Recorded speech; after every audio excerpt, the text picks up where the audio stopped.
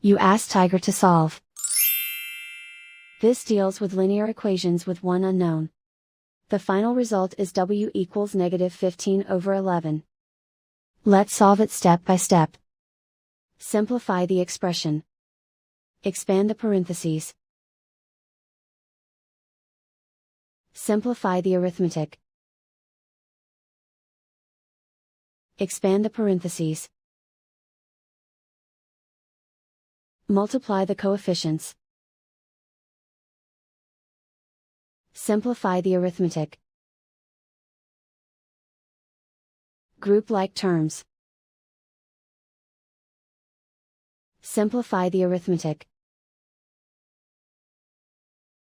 Group all constants on the right side of the equation. Subtract 15 from both sides. Simplify the arithmetic.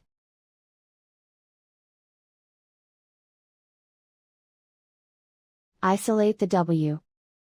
Divide both sides by 11. Simplify the fraction. And so the final result is w equals -15/11.